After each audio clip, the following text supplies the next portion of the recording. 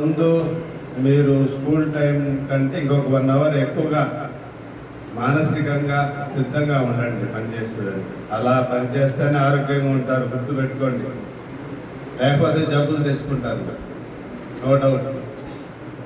మీరు దానికి తగ్గట్టు 1 అవర్ ఎక్స్ట్రాగా స్కూల్లో ఉండేదానికి సిద్ధంగా ఉంటే ఈ యాప్లు అటెండెన్స్లు ఆ టెన్షన్ లేకుండా ప్రశాంతంగా మీరు డ్యూటీ చేయగలరు. అలా కాకుండా పాత రోజుల్లాగానే కరెక్ట్గా బెల్ కొట్టేయడానికి వస్తే సార్లే పరుగులు తీస్తూ అని అనుకుంటే జబ్బులో పడతారు. దయచేసి ఒక అరగంట ముందు మానసికంగా డ్యూటీ చేస్తే సిద్ధంగా ఉండండి. పడిన తర్వాత కూడా ఇంకొక 1/2 అవర్ ఈ అసెస్మెంట్లు రకరకాల ప్రభుత్వం ఇచ్చే పనులు చేసుకుని సిద్ధంగా ఉండండి. ఎందుకు చెప్తున్నానంటే నేను మిమ్మల్ని తక్కువ చేసి మాట్లాడటం కాదు. ఇప్పుడు అందరి యొక్క ఆలోచన ఒకటే.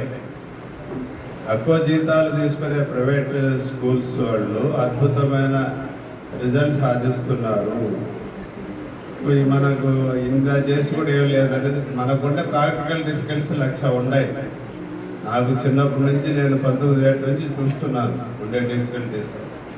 అయినా వాటిని ఓవర్కమ్ చేసే విధంగా మనం మానసికంగా సంసిద్ధులుగా ఉండి ఆనందంగా మన వర్క్ని ఎంజాయ్ చేయాలి.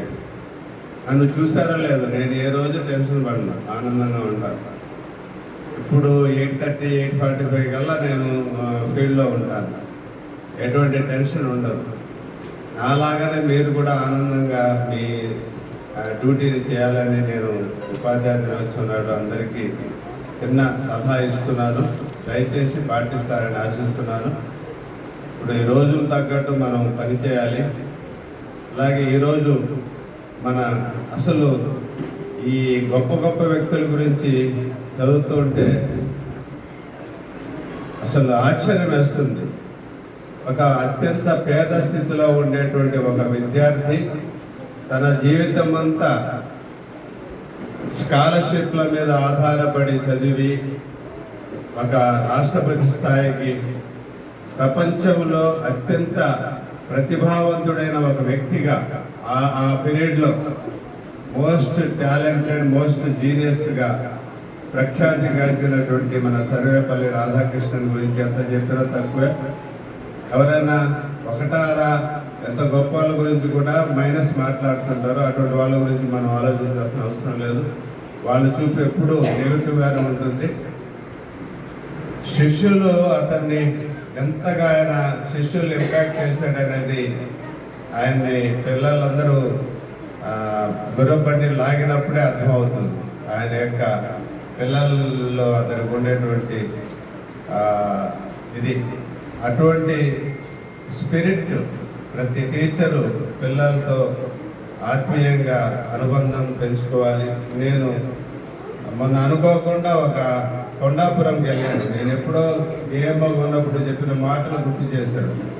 1వ తరగతి యొక్క టీచర్ యొక్క ఇంపార్టెన్స్ దయచేసి ఈరోజు మళ్ళీ నేను గుర్తు చేస్తున్నాను.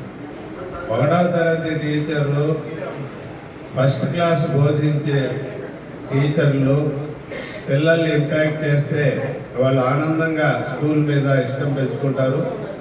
1వ తరగతిలో మన రాజు సార్ చెప్పినట్టు వాళ్ళని నెగిటివ్గా వాళ్ళ మైండ్ తెల్ల కాగితాలు వాళ్ళ మైండ్లో నెగిటివ్గా మనం ఏదైనా గీసేస్తే చదువు అంటేనే స్కూల్ అంటేనే భయం ఏర్పడుతుంది.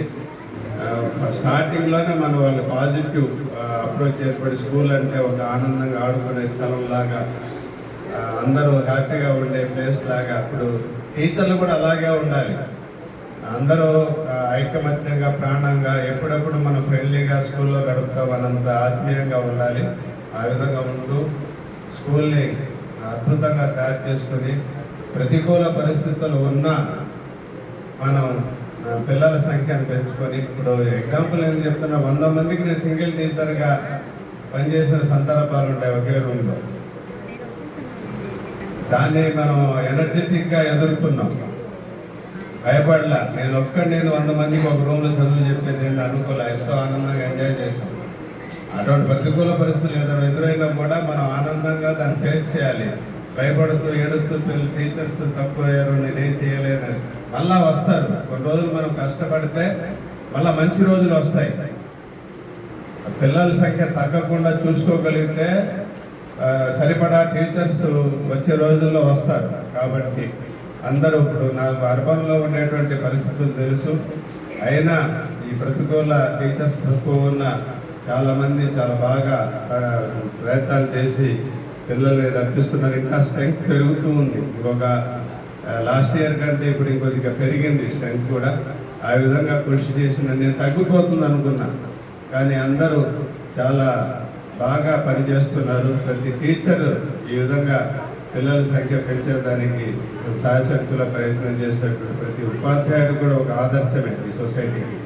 వాళ్ళందరికీ నేను చేతులెత్తి నమస్కరిస్తూ ఇలాగే బాగా పనిచేయాలని, ఆ పనిచేసే స్ఫూర్తి మీకు ఉండాలని, ఎటువంటి నెగిటివ్ అప్రోచ్ మీ మైండ్లో రాకుండా రకరకాలు వస్తూ ఉంటాయి. సోషల్ మీడియాలో అయితే భయంకరంగా నెగిటివ్స్ వస్తూ ఉంటాయి. పాజిటివ్ అంశాలే తీసుకుని మన పేద పిల్లల కోసం మనం ఆనందంగా చదువు చెప్పాలని, ఇష్టంగా వాళ్ళ మనసులో మనం గెలుచుకోవాలని, తల్లిదండ్రుల మనసులో కూడా గెలుచుకునేటువంటి మనం పనిచేయాలని ఆశిస్తూ ఈ అవకాశం ఇచ్చిన సభాధ్యక్షుల వారికి మనస్ఫూర్తిగా ధన్యవాదాలు. Thank you. చాలా విలువైన సూచనలు చేశారు.